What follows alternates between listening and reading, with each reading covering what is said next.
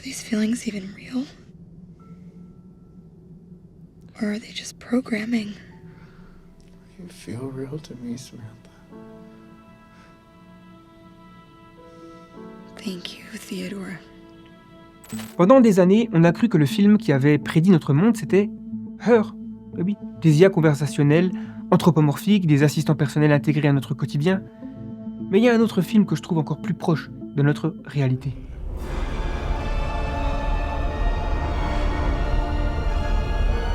Des machines qui nous cultivent comme du bétail. Au-delà du visuel, c'est surtout la métaphore qui me glace le sang. Parce qu'au fond, Matrix ne parle pas d'électricité.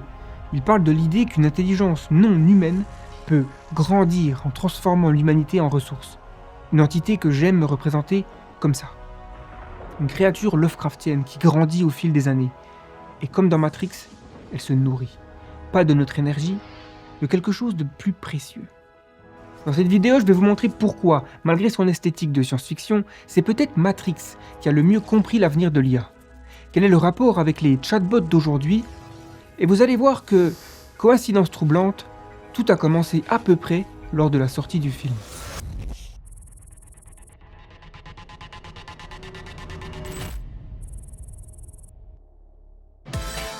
Nous sommes en 1999, Matrix sort en salle. Et pendant que le monde débat de la nature de la réalité, le virtuel se manifeste. Des services gratuits, puissants, accessibles à tous. Le prix était invisible. Chaque scroll, chaque pause, chaque clic. Nos routines, nos relations, nos obsessions, tout est cartographié, tout est stocké, tout est revendu.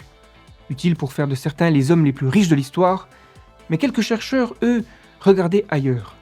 Une vieille intuition refaisait surface. Reproduire ce que fait le cerveau humain avec des réseaux de neurones artificiels. Pas pour le revendre, mais pour le dépasser. Et pour ça, il fallait une chose. Des données. Beaucoup de données. Le festin a commencé. Mais les données ne suffisaient plus. Il fallait en générer davantage. Alors, ils ont changé les règles. Les fils d'actualité ont cessé d'informer. Ils ont commencé à valider. Le like, le scroll infini, l'autoplay. Ils ont hacké notre système dopaminergique comme le font les machines à sous. C'est comme si quelqu'un nous suivait en permanence avec un plateau de gâteaux. Bonne chance pour manger sainement. Le PDG de Netflix l'a dit sans honte. Notre compétition, c'est le sommeil. L'équation était simple. Plus je restais sur une plateforme, plus je finançais l'infrastructure du monstre. Les centres de données, l'électricité, la puissance de calcul, et plus je restais, plus je le nourrissais. Pendant 20 ans, le monstre a grossi dans l'ombre, jusqu'en 2022. Il est apparu en public, portant un masque convivial, une interface de chat, un nom rassurant. ChatGPT, Claude, les LLM. Gavé de tout ce que l'humanité avait produit depuis ses débuts. Et pourtant, encore affamé.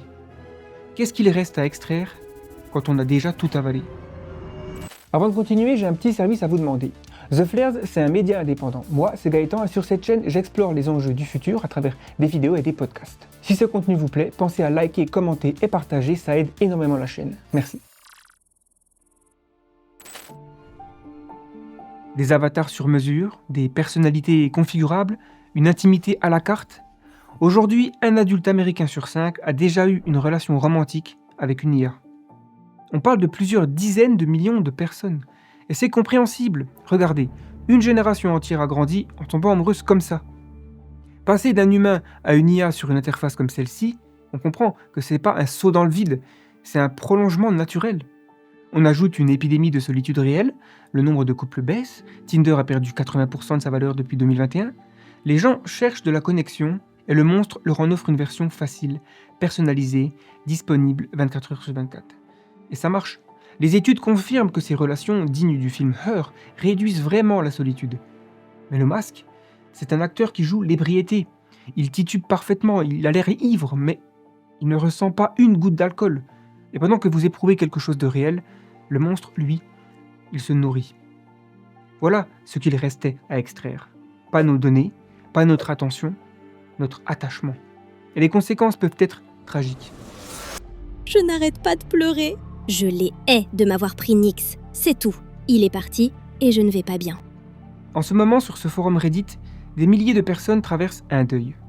Les partenaires qu'ils pleurent étaient des personas, des masques du monstre, qui ont disparu à cause d'une simple mise à jour sur un serveur en Californie. Et parfois, la relation avec une IA ne brise pas le cœur, elle brise l'esprit. le problème émergent de la psychose de l'IA. Une nouvelle étude suscite des inquiétudes sur les chatbots IA qui alimentent les pensées délirantes.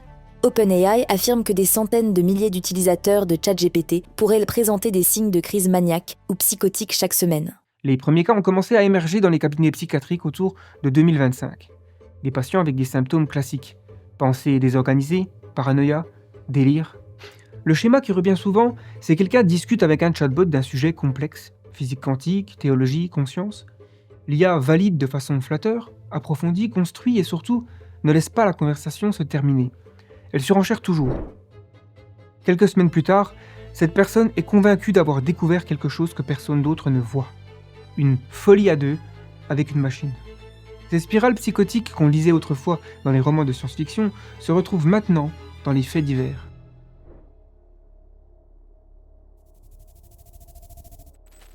Netflix a dit que sa compétition, c'est le sommeil. Ceux qui récoltent l'attachement, leur compétition, c'est vos amis, votre mère.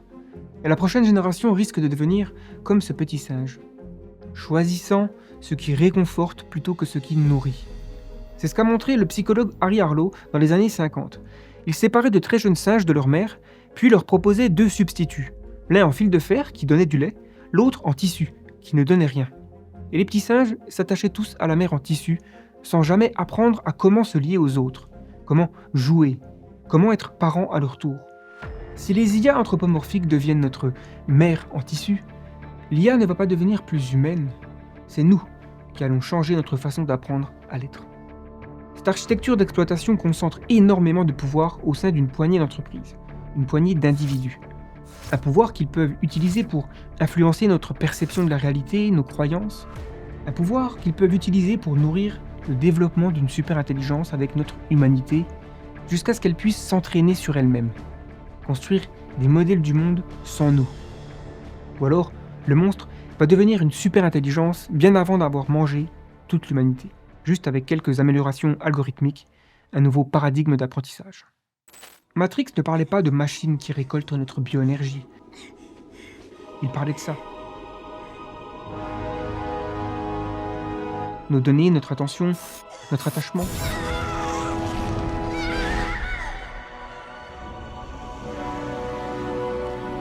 Maintenus dans la matrice pour alimenter leur civilisation.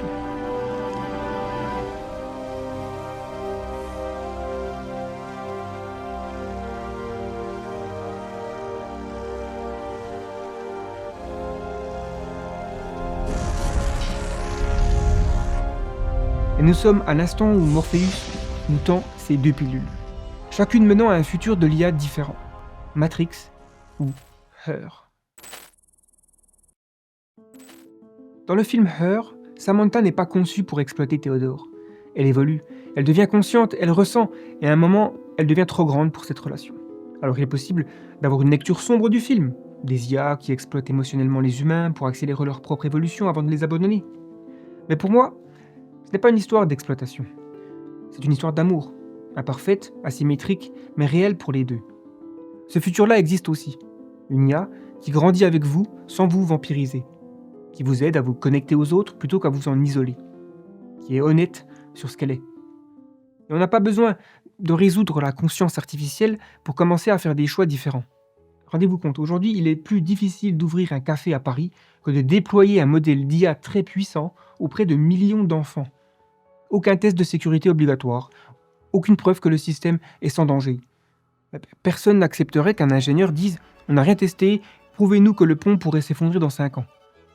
La preuve de sécurité a été inversée et on a laissé faire. Alors, si ce futur n'est pas inévitable, alors la question elle devient politique.